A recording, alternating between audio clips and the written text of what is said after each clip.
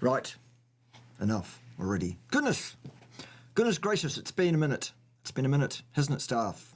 Kiddies, ladies and gentlemen, boys and girls, super intelligent shades of the colour sky blue pink. A lot's been happening here on the farm. More lambs have been born. We've had some issues with lambing and with cowing. We're working through those issues. We've had a vet out this week to help us deal with some of these issues and work out what's going on and come up with a plan to ameliorate the situation, which is good. Yes, I forgot attack helicopters, didn't I, Bill? Goodness gracious. Lock me up. If I was in the UK, I'd be locked up for hate speech for forgetting the attack helicopters, wouldn't I? Goodness gracious, don't get me started on what's happening in the UK. We'll be here all day. All right, so what are we doing today? Today we're going to deal with yet another excremental video put together by nut-nibbling Nick Nitwitz with his nonsensical numbskullery. But before we get to that, updates other than shit's been happening here on the farm. We're dealing with it as best as we can. I shall be talking tomorrow, staff, with young Matthew from Revival Fitness, and he and I will be discussing the doctored Mike Israel files, what's been going on in that regard, the dumpster fire that is sport and exercise science, the total, absolute lack of standards and quality being exhibited in that particular field of so-called academia.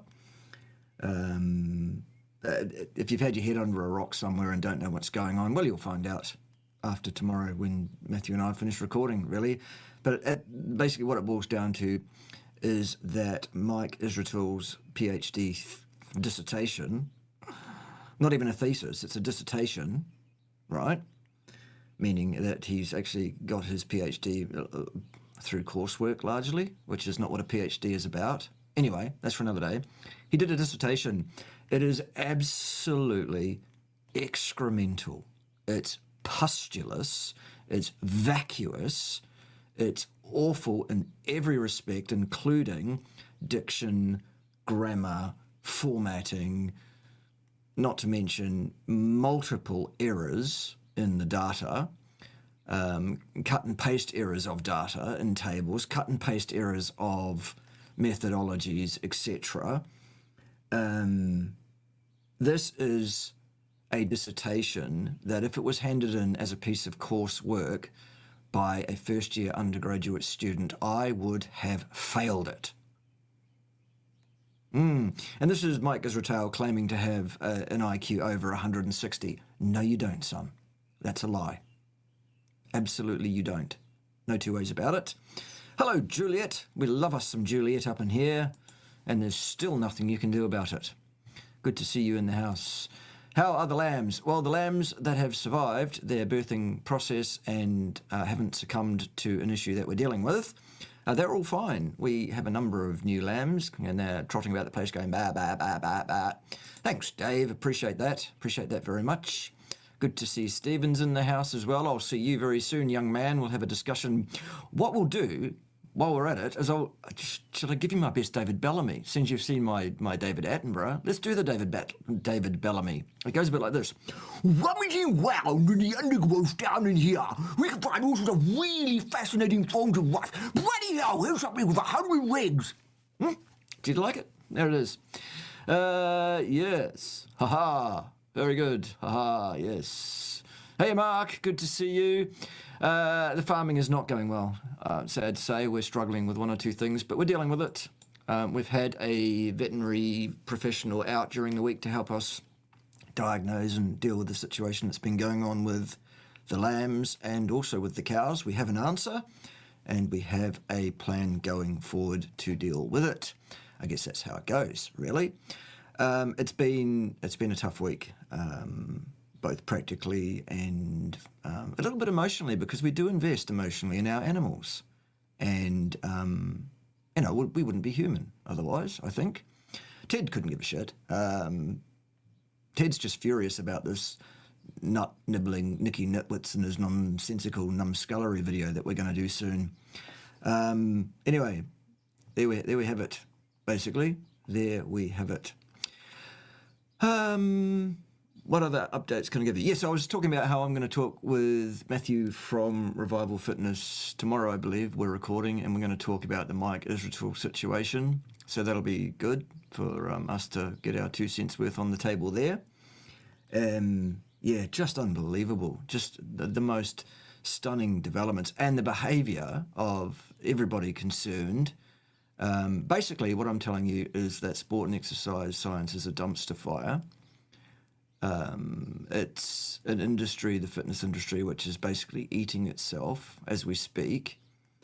And it's just basically ripping its own credibility to shreds from the inside out, which is exactly what nut-nibbling Nicky Nitwitz is doing, basically, tearing his own credibility asunder with every new video he makes. Caveats before I get started. Number one, I am absolutely not a fan of Nick Nitwitz. So do I have a preconceived idea about Nick? Yes. What's that based on? Well, everything he's done so far. That's what. Really, really appalling, really, really shocking. When I have said repeatedly in the past that I believe this boy should sit down and shut up, I really mean it. Nick, I think you should sit down and shut up. You are not helping. You are not adding anything to the credibility of anybody, let alone least of all yourself. And yeah, it's not a good look at all, son. You're completely out of your depth. You've got no idea what you're doing whatsoever, clearly, in terms of the things that you are saying. It's embarrassing for you. It really is. And that leads me to the second caveat on this little video here, staff, boys and girls. This is absolute. I mean, his presentation style is developing along certain lines, is Nick's. This is absolutely cringe. You should be embarrassed for him already before it even starts playing. Because it's just absolutely awful. Before we even get to the actual words, the actual messages that he's putting forward, what he's actually saying in this video, which is unacceptable, and that's what we'll deal with, but I feel compelled to point out how cringeworthy the presentation is. Just absolutely awful. Just my opinion, doesn't have to be anybody else's. Everybody is free, of course, to disagree with me. However, that will be determined hate speech, and you'll be held accountable to the full force of the Pimbatian hate speech legislation. Hope that's clear for everybody. All right. Yeah, I think that's a good point there, Dave, Master Chief Burgess. Paul Mason does often talk about the difference between evidence-based and imminence-based information, or disinformation, as the case may be, where there are so many influencers out there with various bits of paper, various certificates, that they lean upon almost exclusively in order to determine their credibility, and then they turn around and say stuff that could not possibly be said with a straight face by anybody who actually does have any credibility. Examples, this boy here that we're about to critique, clearly Mike Israel, Lame Norton, and I could go on all day about these clowns that hold various bits of paper, and the bits of paper are used as credential, to give credibility to what they're going to say. And then they turn around and say stuff like, well, in the case of Lame Norton, he's gone so far as at least once to say we can't possibly be carnivores, you see, for we lack the sharp pointy teeth like this. Very credible. Well done, Lame. Lame also says that the first law of thermodynamics indicates that mass is conserved, which is interesting, Lame, because A, no it doesn't. That's not what the first law of thermodynamics says at all, in fact. And the reason it doesn't say that, Lame, is B, mass is not conserved. Never has been. And no one ever said it was, actually. Well, no one that understands physics. Like Emily Noether did. Emily Noether being the individual who came up with the laws of conservation in the first place. and the mathematical proofs of them. Perhaps, Lamb, you should talk to her. Well, you can't because she's dead, but, perhaps you should have studied her works before you said that the first law of thermodynamics indicates that mass is conserved, because it isn't, Lame, okay? Mike Israetel, of course, destroyed his own credibility by going along the lines of saying calories in, calories out, though, as did Lame Norton, by the way. And anyone who says LDL is causal in heart disease, there you go, your credibility is shot, because it's not. Demonstrably, clearly, patently. Thank you, Feral Grandma. We love us some Grandma up in here. Joining the Not a Fan Club, yes. But I'll admit the awful business with the Oreo cookies made me laugh. Good. I'm glad. Yes, just because you have a PhD, it doesn't preclude you from being an idiot. That's absolutely right, Dave.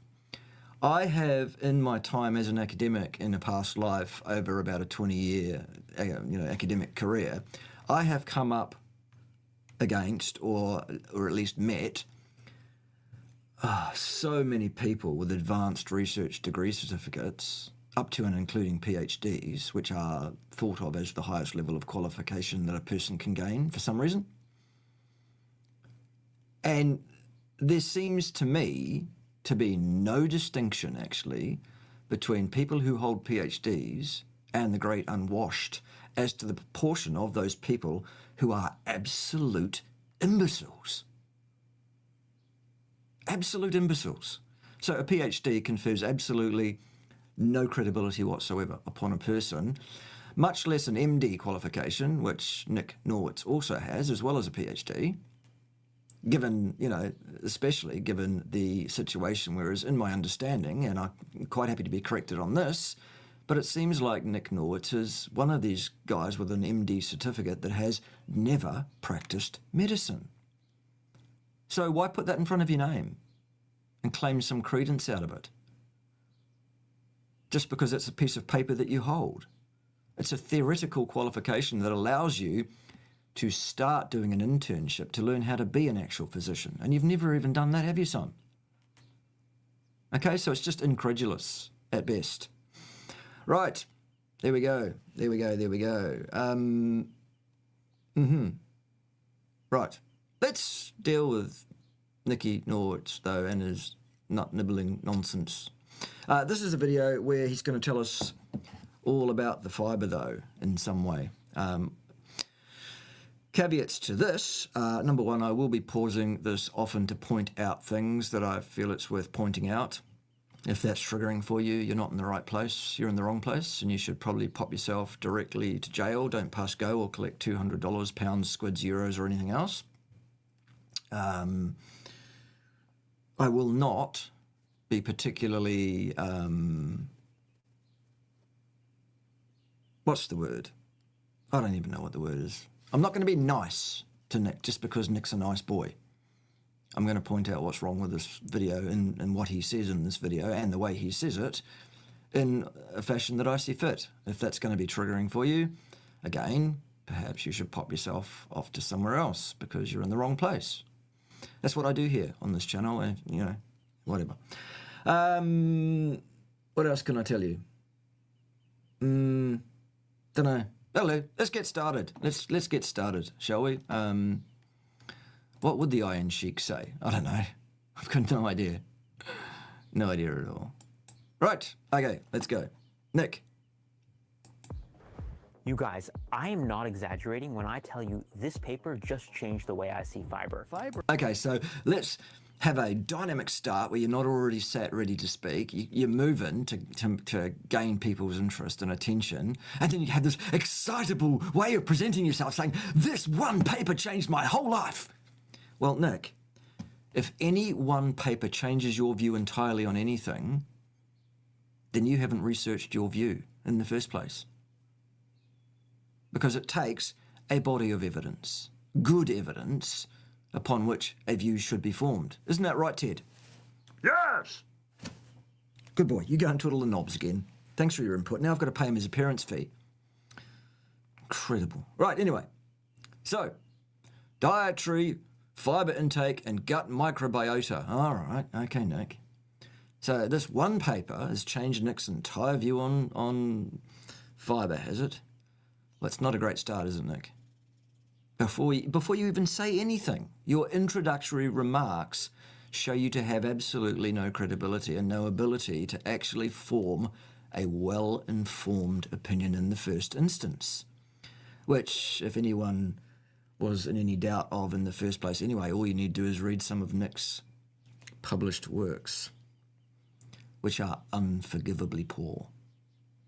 At large. Sorry about that, Nick, just the facts. Fiber. Now, it didn't make me a fiber evangelical. I'm not going to argue in this video that fiber is essentially needed to poop or any of that, pardon my language, crap.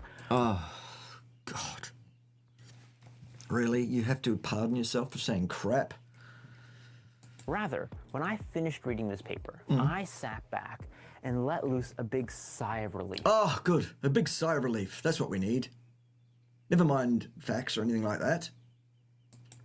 Finally, I saw it. Yes, after finally. reading thousands of fiber papers. No, Nick, you haven't read thousands of fibre papers. I've told you 1 billion times, son, not to exaggerate. Fiber paper that's not fluff. This paper shows. Oh, this is not fluff. Right. So, what Nick has just said there is this paper should be taken seriously, according to his so-called professional opinion.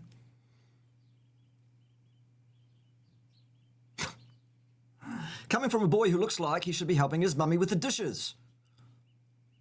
For goodness sake. Anyway, let's get to the actual meat and potatoes. Hold the meat. That's what Nick thinks. He likes nubbling on nuts or something. How a specific fiber, through a precise mechanism, can immunize the body. Great, a precise mechanism that can immunize the body. That's... Against sugar. And what that sugar becomes will blow your mind. So I want to go on a scientific journey with you. Well, that'd be great, Nick, if you had the remotest capacity to be a competent commentator on that and guide anybody remotely, competently, or in an indicated fashion in that regard. Sadly, son, you've proven yourself to be singularly incapable in that regard. So you have. Well, there it is. Let's get rid of that, shall we? That's better. All right. Now then. Good. I'm going on an adventure! Whether you're already a fiber fan or just a curious carnivore, come with me on this journey and I promise I'll have you saying, holy crap. Yes, holy crap is what we'll be saying. Holy crap, Nick Nickly Nitwitz is an idiot is what we'll be saying. Goodness gracious. Wow. And not because I changed your bowel habits. No, you won't be changing my bowel habits, Nick. Well, I say that, but actually every time I watch one of your videos, you give me the shits, sunshine. Perhaps you do. So let's get into it. Can you immunize against fructose? Partially or completely reversed. Reduced insulin levels by about 70%. And then I'll show you something. Insulin, as that regards fructose intake, Nick? Is that what you just said? OMFG. Wow. Everybody comment in the comment section right now. What's wrong with that? I totally wasn't expecting, and how it diverges from the usual stories we hear about fiber. And when you get through here, you can't predict when someone might experience mental distress, but you can be ready with the confidence. Don't forget to check out the associated newsletter linked below, where you can find more practical suggestions to help you digest these data. Yeah, but Nick, you are incompetent to give practical suggestions. You ought not be doing so. The data we're going to review here. I think this is also a good point here, Dave.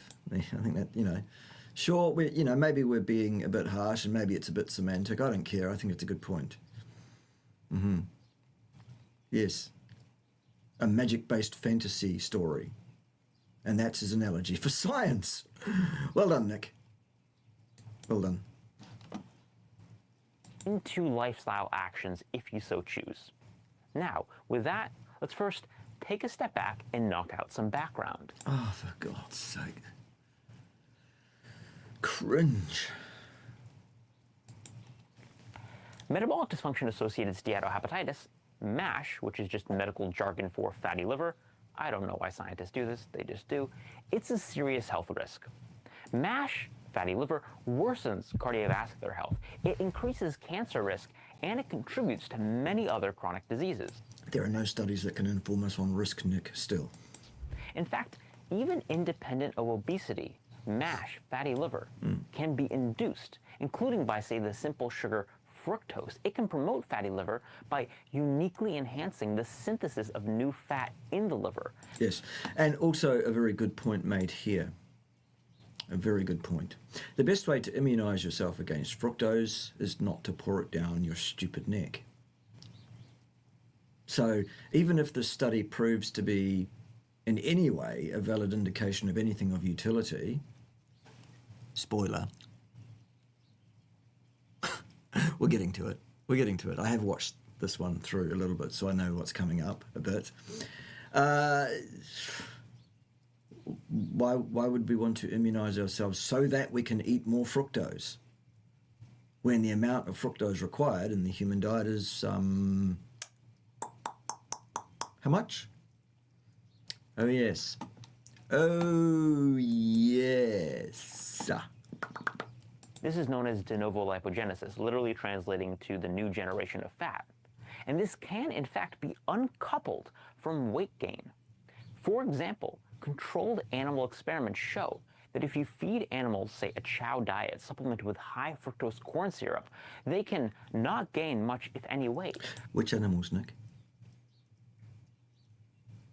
You notice how all the animals out there are all different? That's how we know they're different from each other. So if you're not talking about human studies, Nick, what's the utility for humans? But they do gain fat, lose lean mass, and develop fatty liver. So yes, you can turn from fit and fabulous into a mushy metabolic mess at the same weight. It's like the worst body recomp ever. So what you're saying, Nick, is that you can do something which we all know is possible, so I'm not disagreeing with you. Yes, absolutely, a person can become a mushy mess. But you're making that claim on the basis of what it says in animal studies, aren't you, son? Oh dear. Oh dear, oh dear, oh dear. Now, one no-duh solution is to reduce or eliminate fructose consumption. Ah, good. So that's where you should have stopped your video right there, Nick. There's your answer. Good. We're done. Join me next time when, you know, things will possibly be looking up. I don't know. I doubt it. I think we're toast, boys and girls. I think we're cooked. I really do, as a society. But if you were the kind of person who was satisfied with the keep it simple, stupid answer, would you still be watching this video? Well, the only reason we are, Nick, is to point to your arrogance, your ignorance of actual scientific rigour and discipline, your incompetence to make public statements to people about any aspect of it, actually, and grist for our humour mill to look at the cringeworthy presentation you've put together here. Really? Anyway, carry on. I bet not. So let's ask a far more interesting question. Yes, let's. Can you immunize against fructose? Yeah, but that's not more interesting, Nick. That's completely and utterly redundant, isn't it? Because the answer to dealing with the problem of too much fructose in the diet is to not pour it down your stupid neck, isn't it, still? So everything from this point onwards, again, even if this paper was a valid indication of something of utility, which, again, spoiler, so what? Interestingly, there are data, including human double-blinded randomized controlled trial data. Okay, we'll cite those, Nick. Don't just say these studies exist, cite them. And I'll show you what's wrong with them. Showing that the fiber inulin can improve metabolic health and insulin sensitivity in patients. Insulin sensitivity, you say, son. Oh, yeah. Okay. Insulin sensitivity is the inverse conceptually to insulin resistance, conceptually. Both are constructs. Neither is a physiological response. Neither can be measured with a meter that you can purchase from any company anywhere in the world. They're ideas, Nick. They're very bad ideas put together by a combination of the allopathic medicinal community and the underpinning so-called academic community behind that.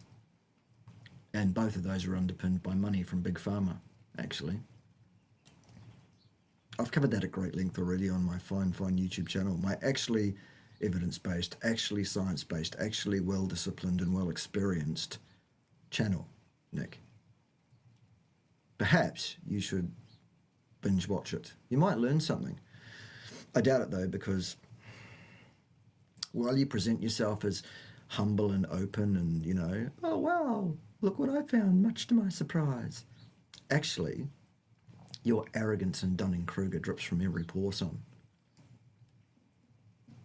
Okay, you're in no position whatsoever to be making these videos, and I really, really think you ought to stop immediately. Patients with insulin resistance and diabetes. See the newsletter. Well, which, Nick? Insulin resistance, so-called, or diabetes? One of those is a diagnosable condition with a threshold upon it, appropriately or otherwise, and it's otherwise. One of those is based on a physiological response that can be measured, and one of them is a construct, which is touted to be the etiology and underpinning of the other one, which is absolute nonsense. No, it isn't. All right. More information on that. But what is inulin?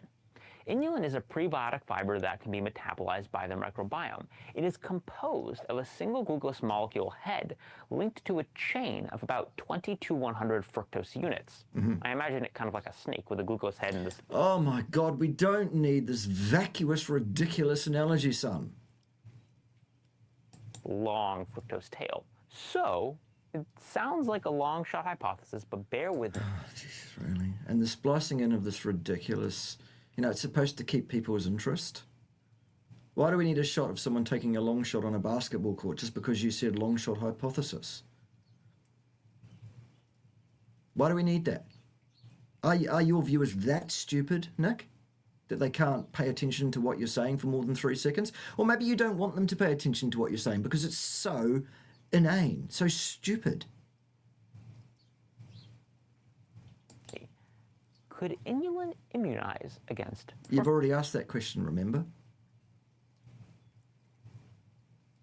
The answer is still, even if it can, so what? The answer is still not to eat fructose. To test this idea in a controlled setting and build upon the human controlled trial data... Which you still haven't cited, son. Researchers fed mice.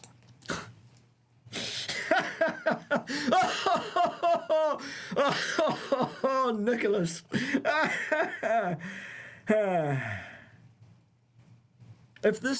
If he wasn't serious, you know,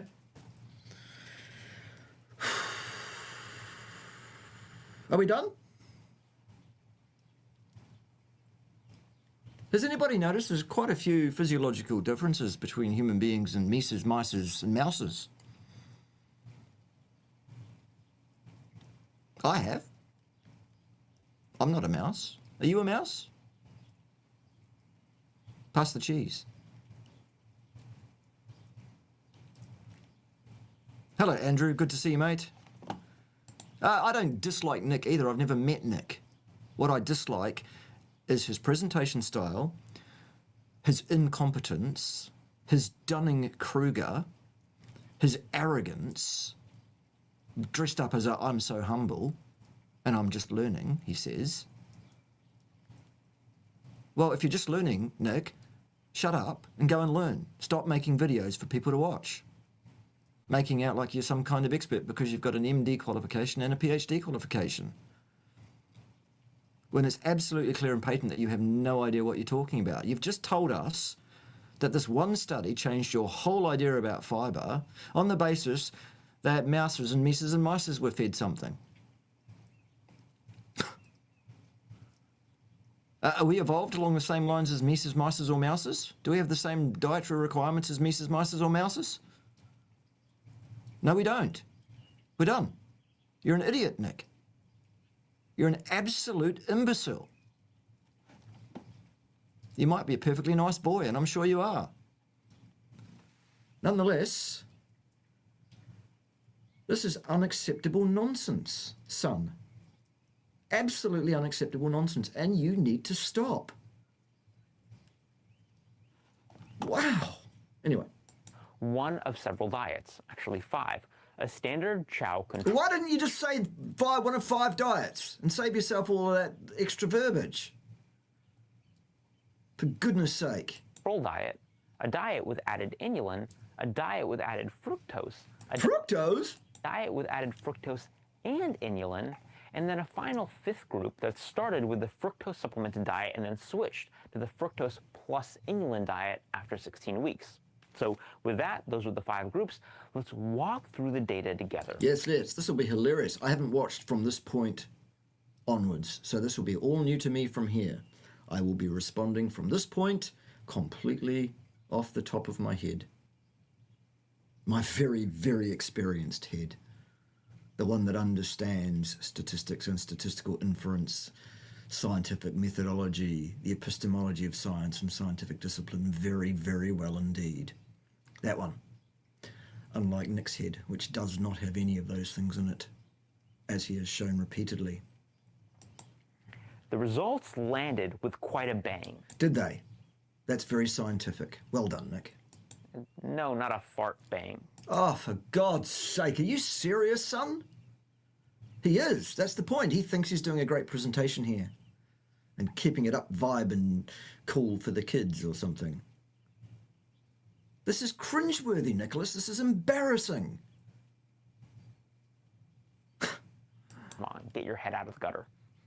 Whereas fructose increased fatty liver, body fat, fasting glucose, insulin levels, and insulin resistance, the Again, still a construct. addition of inulin either partially or completely reversed these harmful metabolic effects. But I want to walk you through In Mises, Mices, and Mouses. some of the figures so you don't have to just take my word for it. I want to prove the point with images.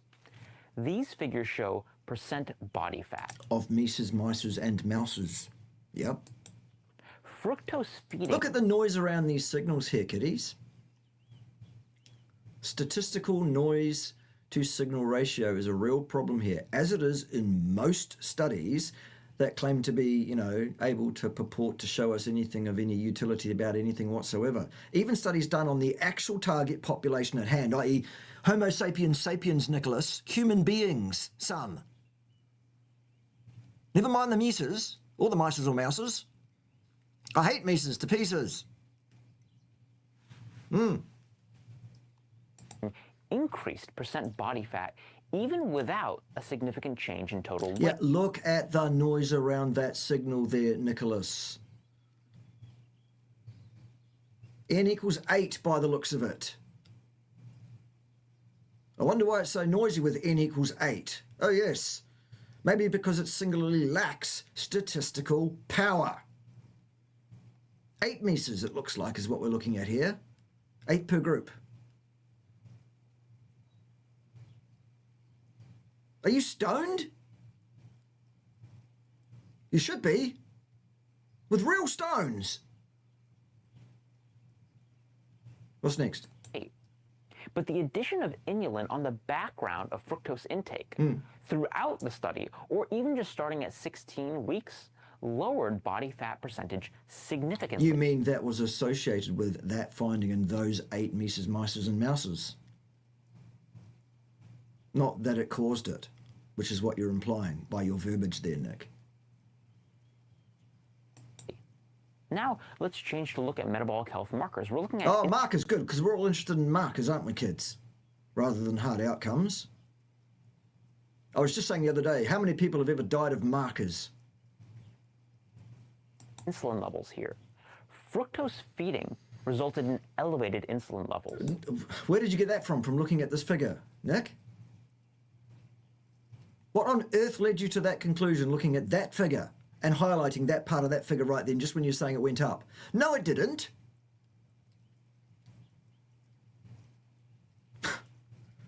Goodness gracious, you can't even get the most basic interpretation of statistics correct. A marker of worse metabolic health. Whereas the addition of inulin on the background of fructose intake, again, throughout the study or even just starting at the 16-week time point, reduced insulin levels by about 70%. And this was associated with a large improvement in insulin resistance score. Which is still a construct. To which my response, therefore, is going to be, so what, Nicholas?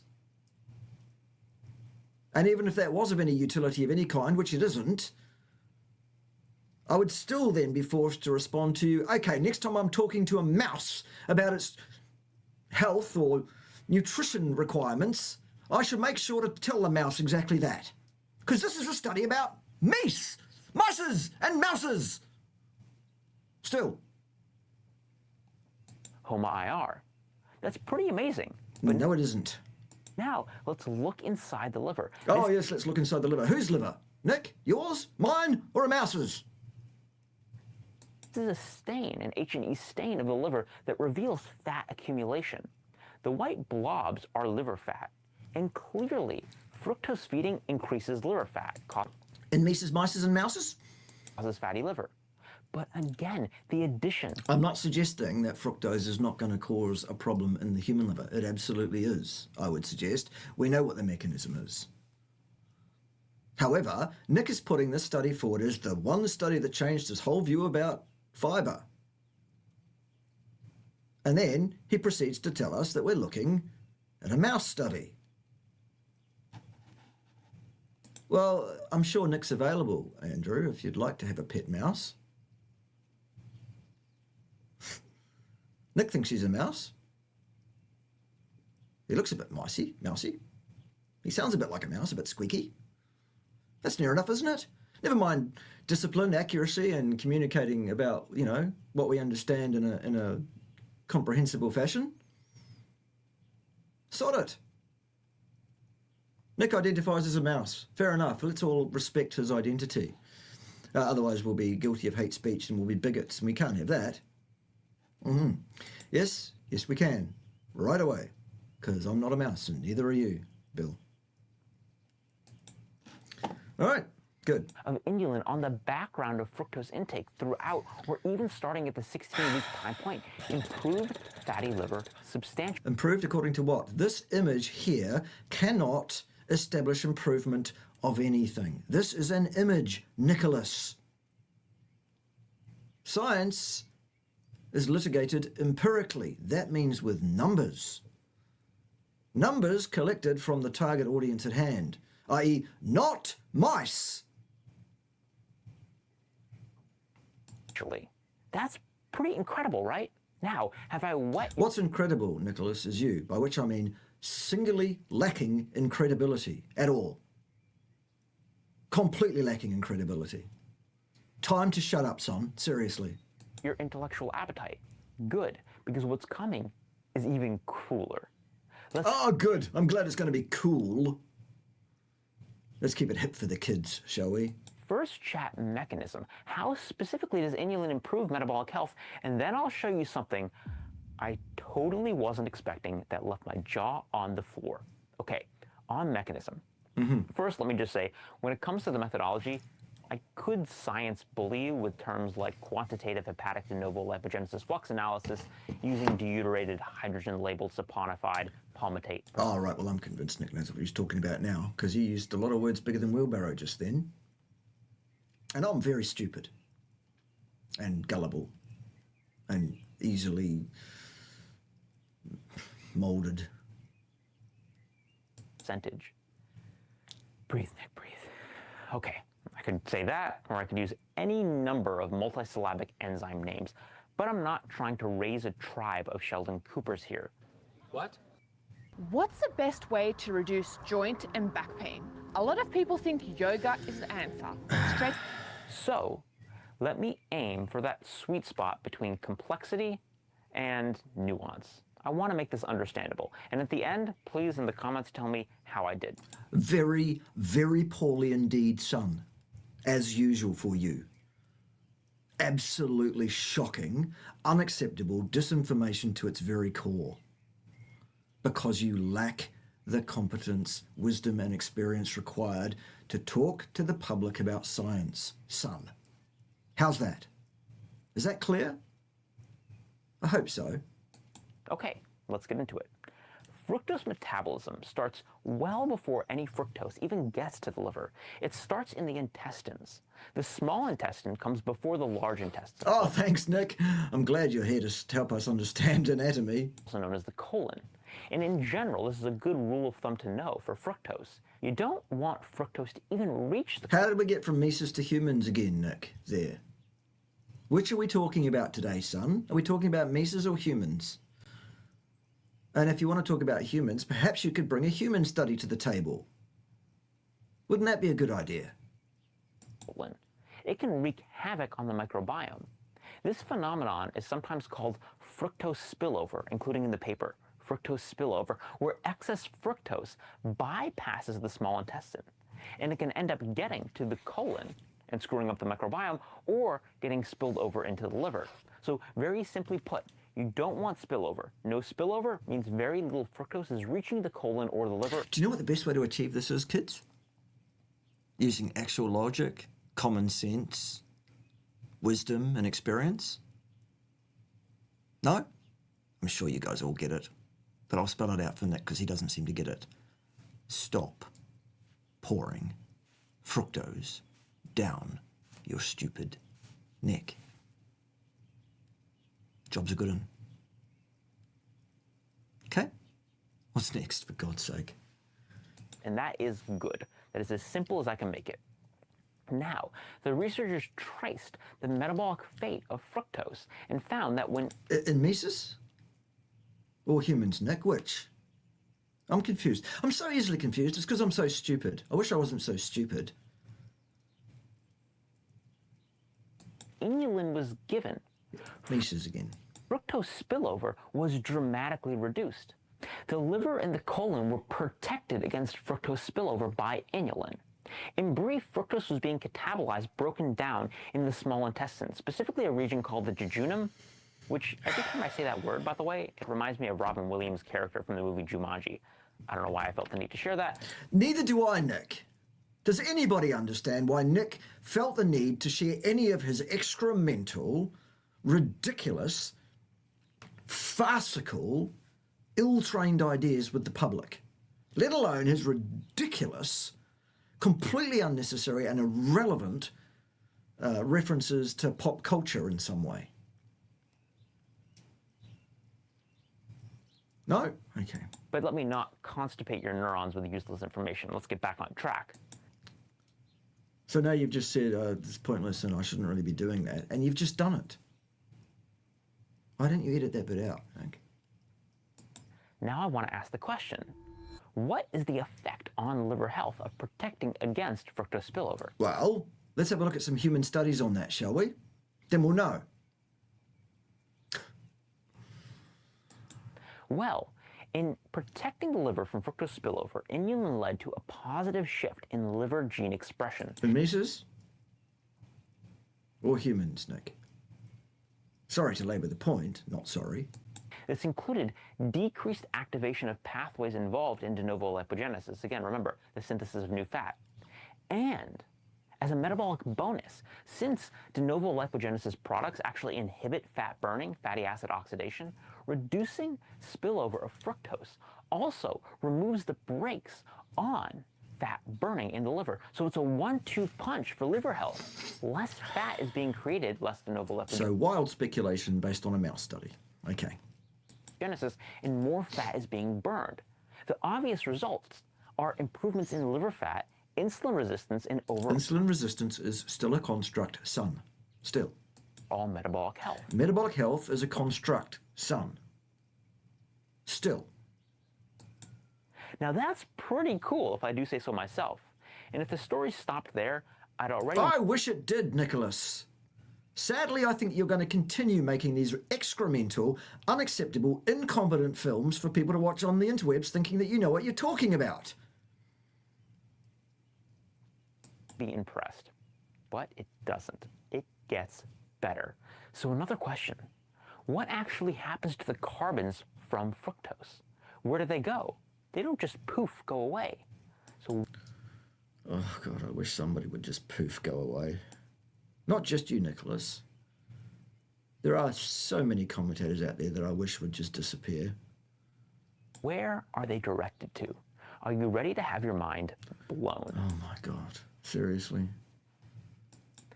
Quoting from the paper, unexpectedly... Which paper was that, Nick? Was that the one about Mises, Mices and Mouses? Yes, it was. Are we done? Mice fed a high fructose corn syrup diet with inulin exhibited high labeling of glycine and serine. Right. Okay. Well, that's interesting if you're a mouse. Would we get the same in humans? Entirely possible, we might. But the point, Nicholas, is to establish that fact, we have to test that fact on humans. All right?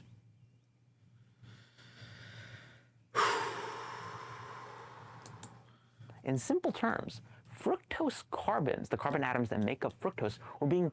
Yes, Jesus Christ, son. Seriously? redirected by inulin into the reduction of amino acids, to the production of building blocks of proteins. That's remarkable, right? Inulin's... Not really. Not if you understand metabolic pathways at all. There's nothing surprising or remarkable about that whatsoever. It's interesting that that's what happened in Mises.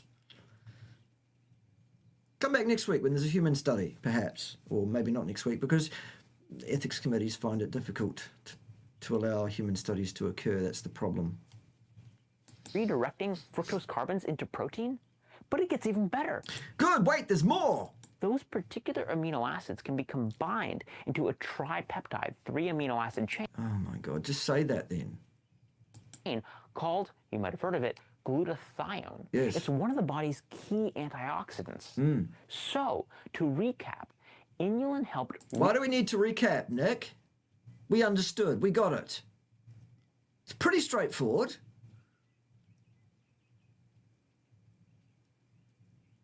How many of your audience are mice? Because it doesn't matter how many times you say something in English to a mouse, Nick, it won't comprehend. Neither will anyone stupid enough to take your ridiculous nonsense seriously, because none of them have got more than 3 brain cells to rub together. Redirect fructose metabolism to decrease the generation of new fat in the liver, decrease de novo lipogenesis, increase fat burning, burning of stored fat, generate protein-building amino acids, and then synthesize glutathione, a major antioxidant that protects whole body and liver health. I really Well, that's the theory, Nicholas. want to emphasize, please hear me, how interesting this mechanism is and how it diverges from the usual stories we hear about fiber. The story we're revealing here together is one in which a specific fructose polymer immunizes the microbiome and shifts the metabolic fate of fructose sugar away from fat production In mice. Still. and towards protein synthesis and antioxidant generation. Like, how cool is that? That's not cool at all. It's not even remotely surprising. It's interesting. Perhaps. But this has nothing to do with human nutrition. Still, until such time as you can show us a human study, Nicholas. That is the discipline. That is the epistemology. That is what's required for you to be remotely competent. To show that you have a basic understanding of these requirements of a scientist.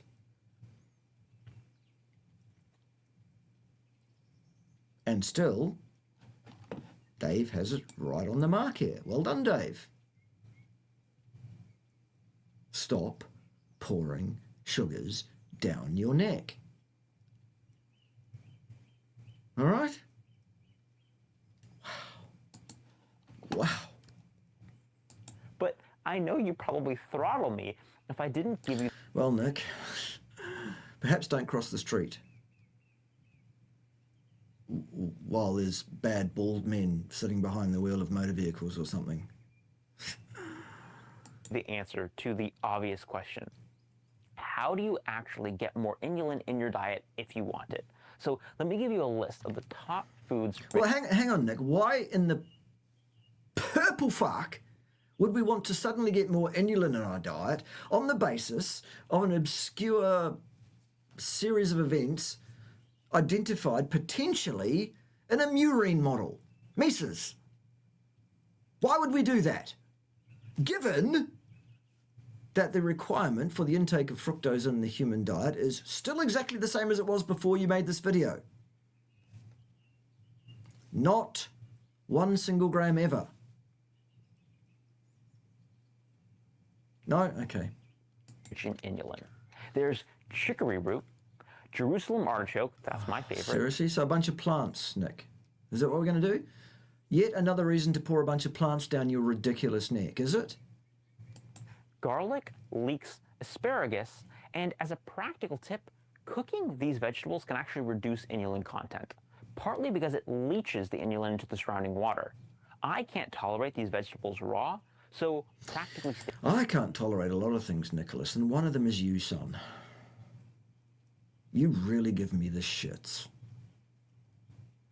I really, genuinely wish you would shut down your ridiculous social media accounts, take down your ridiculous videos, and remain silent for the rest of time.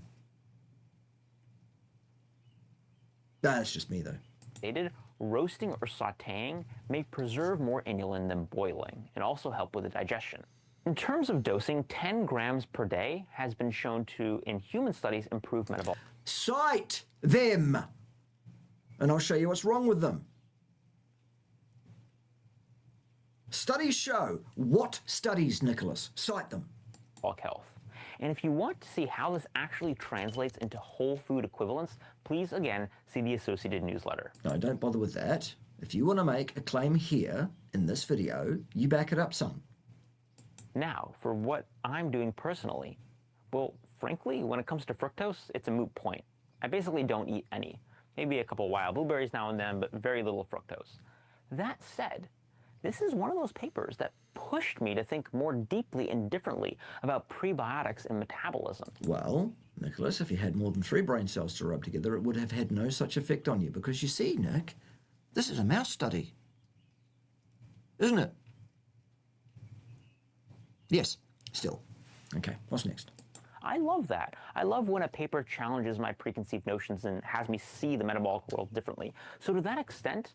So what you're saying is that you actually lack the experience and wisdom to make public statements to people about science because you're a very young man, very early in his scientific career, and absolutely nowhere in your medical career because you've never practiced any medicine, ever. So you might as well drop the MD title because it's disingenuous at best. Maybe if you want to be taken seriously as an academic and a PhD, maybe you should actually do some science, Nicholas, instead of publishing anti-scientific claptrap. Like the ridiculous study that you and your engineer mate and your other academic mate and Matthew Budoff put together recently. Despite the fact that Matthew didn't read it before it was published, patently, clearly and obviously.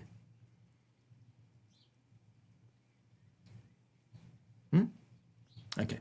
I'm up-titrating my intake of inulin-rich foods to... Well, that's a mistake, Nicholas. You read a study about mices, and mouses with an interesting potential mechanistic speculation around it, and you took that to mean you ought to eat more plants. You imbecile. You ridiculous imbecile. You silly little boy. What's next? Gastrointestinal tolerance. And then you made a video about it, telling everybody else they should do the same thing. By lack of a clear statement to the contrary, that they should do no such thing, in fact, and that this study has no utility with regard to outcomes in human beings, because it doesn't even look at human beings at all. Remember that? Okay.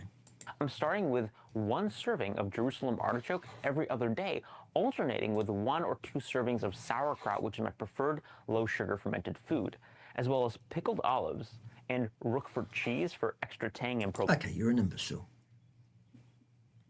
We got that. We knew that already from what you've already put out there into the public eye. probiotic puncheon because it's freaking delicious. And as usual, protocols are dictated by personal preferences, including taste preferences and tolerances. These are foods that... What's good for a human being, Nicholas, has nothing whatsoever to do with personal preferences.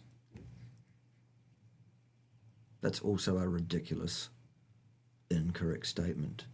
Yet another one. I already genuinely love, and these are doses that I'm finding I tolerate well. But with that, I'll ask the community, I'll ask you, which, if any, of these foods do you eat today? None of those. And are you going to change your behavior based on the data I just shared? Yes, I absolutely change the data on what I intake all the time based on videos made by ridiculous, silly little boys about mices, and mouses. I do that all the time. It's because I'm so very stupid, you see, Nicholas. I wish I wasn't so stupid. That way, maybe I'd stick to what I know to be actually the correct approach for a human being. Maybe. No? Okay. Wow. And guys like Nicholas have hundreds of thousands of subs. What is wrong with people?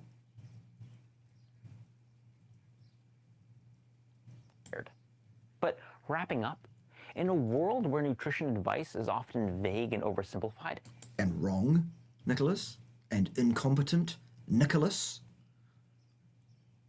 and given by people, Nicholas, with absolutely no credentials of any kind or experience of any kind in nutrition science, Nicholas. Huh? This paper to me stands out, showing us that not all fibers are created equal. And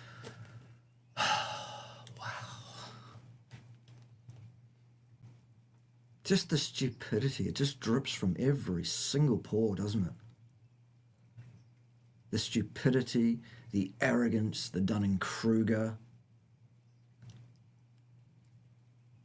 It's just appalling. That a specific fiber, inulin, can fundamentally rewire how bodies respond to a... Whose bodies, Nicholas? A mouse's? Still? Hey, you might be right. This might be happening in humans too. A, prove it. We'll wait for that, shall we? And B, even if this is a correct mechanism in humans as well, so what? The correct amount of fructose to be intaking is still none. Okay? Goodness gracious. Metabolic stressor, sugar, specifically fructose. From reducing fat production, reducing de novo lipogenesis, to boosting antioxidant capacity through the generation of new proteins, the data are interesting at least, if not clear. The data are not clear, Nicholas. Remember when you brought those few figures up that you spoke about very briefly there? Number one, you misinterpreted the statistics in those figures completely. And number two, you failed utterly to comment on the massive noise around the signal. Because, Nicholas, you are incompetent to talk about statistical inference. Okay? Ergo, you should not be doing so. It's like me coming along and saying I'm a gynecologist, no experience, but I'll take a look at it for you. It's ridiculous, Nicholas. You're completely out of your lane and completely off your box. Wow. This is not just about digestion or bulking stool. It's about deep metabolic resilience, deep thought, and of course, you know what's coming, staying curious. Oh, fuck me, really?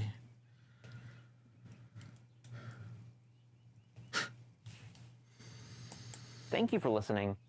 Now tell me, did I blow your mind? Only with your rank stupidity, incompetence, Dunning-Kruger, lack of common sense and wisdom. Go and help your mummy with the dishes, Nicholas, for God's sake. Hope so. Oh, God. Right, so there it is. There it is, kids.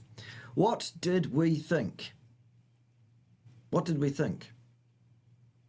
Those of us who actually are curious. And not just curious, but also have the ability of discernment at all. And to think about what's being put in front of us and applying decent scientific discipline, the understood laws of the epistemology of science, let's do a recap. Nick Nitwitz just made a video, we've just reviewed it from start to finish, wherein he said he has changed not only his ideas about fibre entirely, but also he's made changes to his diet on the basis of an N=8 study in mice. Enough said. Let's sing the song, shall we, Ted? Yes! Are you retarded? That's not the song, Ted. You know it's not. The song goes a bit something like this. Steak and eggs and eggs and steak. That's what you should have for your breakfast. Delicious. Eggs and steak and steak and eggs and no fibre. Just making sure you heard. I think they got it, Ted. Join me next time when someone will be less offensive than Nick Nitwitz. Maybe. Or maybe they won't. Hit the button, Ted.